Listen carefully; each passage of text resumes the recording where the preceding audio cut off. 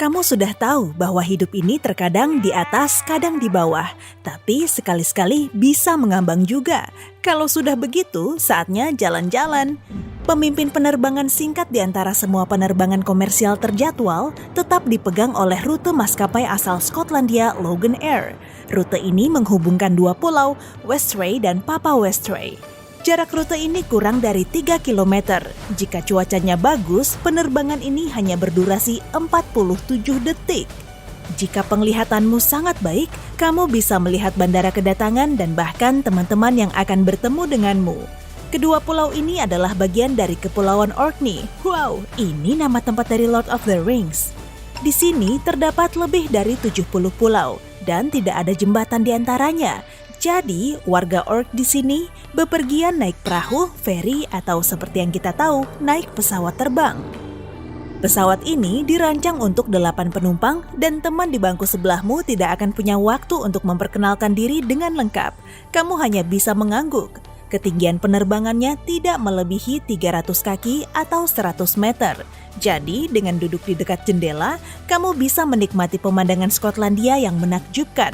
Tapi cuma sebentar. Terbang dari satu negara ke negara lain tidak melulu butuh packing lama dan berjam-jam duduk di bandara.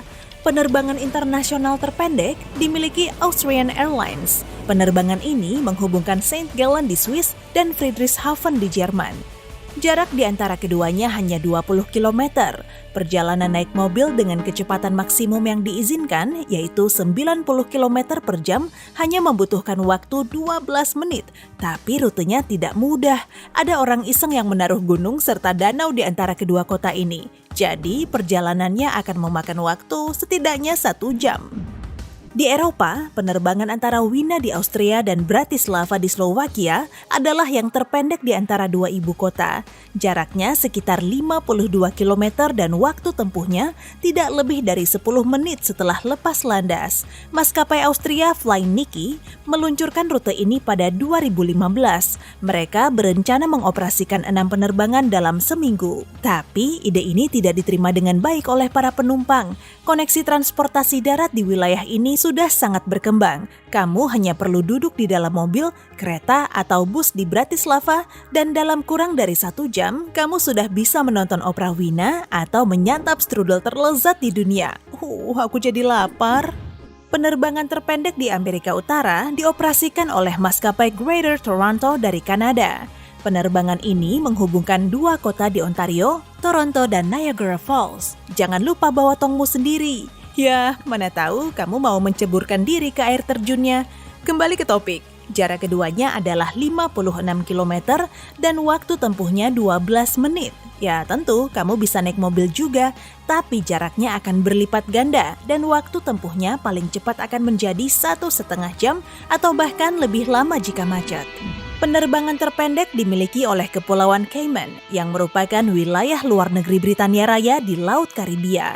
Jutaan turis dari seluruh dunia bersantai di pantai putih di sini dan menikmati alam eksotis kepulauan ini. Jika kamu salah memesan tiket dan malah sampai ke Pulau Little Cayman, padahal hotelmu ada di Pulau Cayman Brac, tenang, cukup beli tiket pesawat dan dalam 10 menit pesawatmu akan mendarat di tempat yang tepat. Jarak di antara keduanya hanya 20 km. Penerbangan antar benua terpendek dioperasikan oleh Royal Air Maroc. Penerbangan ini menghubungkan Tangier di Maroko dan Gibraltar, wilayah luar negeri Britania Raya. Jaraknya 68 km.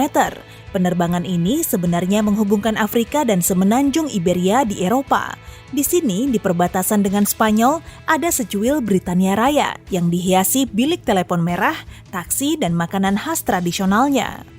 Dan Batu Gibraltar juga merupakan rumah bagi sekumpulan kera. Mungkin juga orang Britania Raya yang menghibur para turis. Ini adalah satu-satunya tempat di dunia yang landasan terbangnya melintasi jalan raya. Saat pesawat lepas landas dan mendarat, jalanan ini diblokir dan mobil harus membiarkannya lewat. Jangan berpikir untuk menerobosnya seperti menerobos palang kereta ya. Salah satu lapangan terbang paling berisiko dengan landasan pendek adalah bandara di Nepal. Jika tiba-tiba kamu memutuskan untuk menaklukkan Everest suatu hari nanti, kamu akan memulai rangkaian petualangan ekstremmu bahkan saat pesawatmu mendarat di Bandara Lukla, Nepal. Landasan pacu di sini memiliki kemiringan 12% yang memungkinkan pesawat lepas landas atau mendarat di area terbatas. Selain itu, panjang landasannya hanya 520 meter dan lebarnya cuma 20 meter. Sebagai perbandingan, panjang landasan rata-rata di dunia adalah 2 kilometer.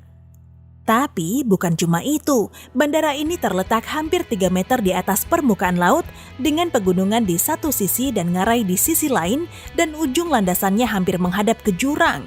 Di ketinggian ini, cuaca terus berubah sehingga penerbangan seringkali ditunda atau dibatalkan begitu saja. Tidak ada penerangan buatan di landasan pacunya, apalagi peralatan radar. Pilot melakukan semua manuvernya secara manual. Pesawat harus mendarat pada percobaan pertama karena tidak ada ruang untuk memutar dan mencoba lagi. Biasanya penerbangan dioperasikan pada pagi hari dan dalam kondisi cuaca paling tenang, tanpa kabut, angin, atau awan. Bahkan wahana paling gila di Disneyland tidak akan bisa mengalahkan pendaratan di Bandara Lukla.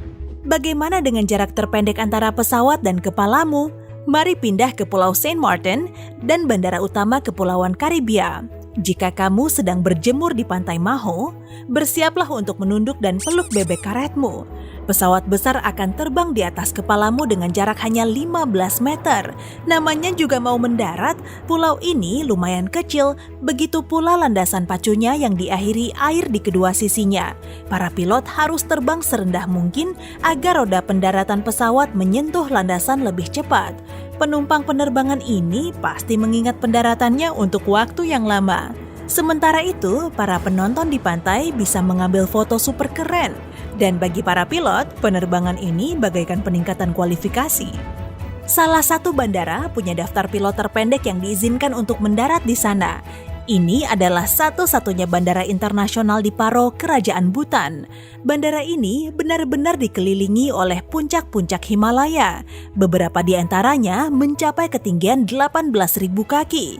Untuk mendarat, pesawat melewati ngarai sempit, lalu mulai bermanuver di antara pegunungan sedekat mungkin. Dan setelah lepas landas, pilot harus menerbangkan pesawatnya secara spiral agar tentu saja tidak menabrak pegunungan.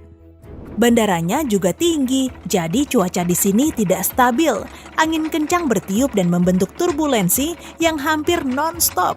Penerbangan di sini hanya dioperasikan oleh maskapai lokal, Druk Air, dan hanya 8 pilot yang punya izin lepas landas dan mendarat di sini. Bandara ini adalah yang paling berbahaya di dunia. Hei, beli tiketnya satu! Dan bagaimana jika salah satu penerbangan terpanjang menjadi salah satu yang terpendek?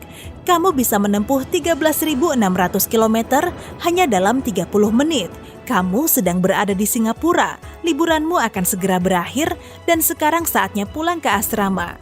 Kamu tiba di Bandara Changi, melewati pemeriksaan paspor, melakukan check-in bagasi, dan naik pesawat. Sekarang pukul 8 pagi pada tanggal 5 November, penerbangannya berjalan lancar. Kamu mendarat di San Francisco, melihat arlojimu, dan jamnya menunjukkan 8:30 pada tanggal 5 November.